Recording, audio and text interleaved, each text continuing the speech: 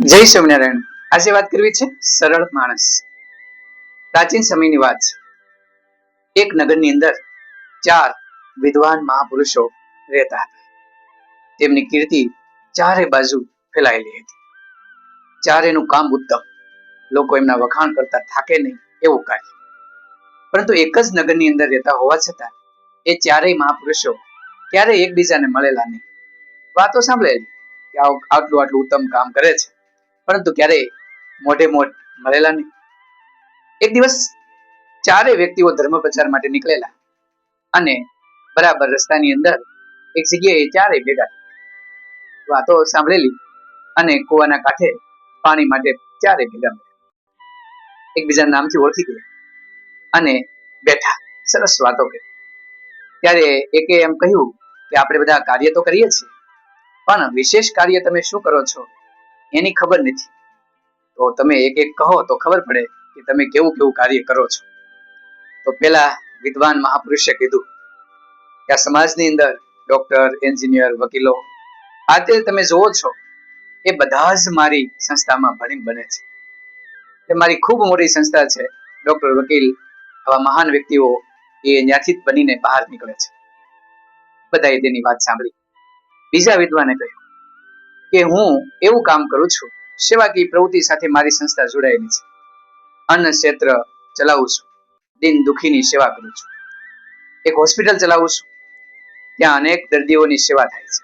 આવી સેવાકીય પ્રવૃત્તિ હું કરું છું. ત્રીજા વિદ્વાને કહ્યું કે મારી પ્રવૃત્તિ થોડીક અલગ છે.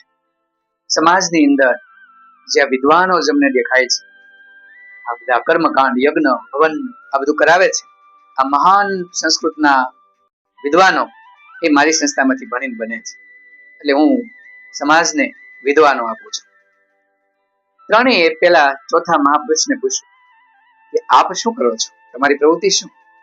એટલે તેમને કીધું, મને માફ કરજો, હું તમારા ત્રણેય જેવું કાર્ય કશું કરતો નથી. હું ડોક્ટર, એન્જિનિયર, વકીલો બનાવતો, નથી હું વિદ્વાનોનું નિર્માણ કરતો, કે નથી હું અન્ન ક્ષેત્ર કે હોસ્પિટલ ચલાવતો.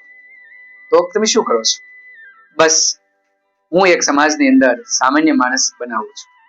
સહજ અને સરળ સ્વભાવ વાળો માણસ સમાજને આપું છું. અને એ પણ હું આપું એવો અહમ પણ મને નથી, પણ પ્રયત્ન કરું છું. એટલે પેલા ત્રણેય નવાઈ લાગી કે સહજ અને સરળ માણસ એટલે શું? એટલે એમને કીધું, કોઈ માણસ સામાન્ય રીતે સમાજની અંદર રહે, જેમને અભિમાન ન હોય, ગર્વ ન હોય કે હું આમ છું, પેલો છું, મને આટલું આવડે છે, મારથી આ થાય, મારથી આ ન થાય, એવું કશું નહીં. હું માણસ છું તો હું માણસ તરીકે રહું, બસ એટલું જ હું શીખવાડું છું. માણસ તરીકે આપણે આવ્યા છીએ તો તારે શું કરવાનું? હું કોઈને મદદ કરું, ક્યારેય મને અહંકાર ન આવે. સામાન્ય માણસ હોય તો એને તો હું નમી જાઉં, બસ આ જ કરું છું. અને એ માણસ સમાજમાં જાય છે અને એની રીતે સરસ રીતે જીવે છે. બસ આટલું કામ હું કરવાનો પ્રયત્ન કરું છું. પેલા ત્રણેય જોતા રહી ગયા. અમે તો મોટા વિદ્વાનો બનાવ્યા, પરંતુ આ તો ન કરી શક્યા. સહજ અને સરળ બનાવવાનું એ તો એમ ભૂલી ગયા. એની રીતે કામ કરે છે. ત્રણેય વિદ્વાનોએ પેલા ચોથા વિદ્વાનને વંદન કર્યા. આપનું કામ ઉત્તમ છે. સરળ અને સહજ માણસ બનાવવો ખૂબ મહત્વનો છે. આમ તેમને વંદન કરી ચારેય વિદ્વાનો છૂટા.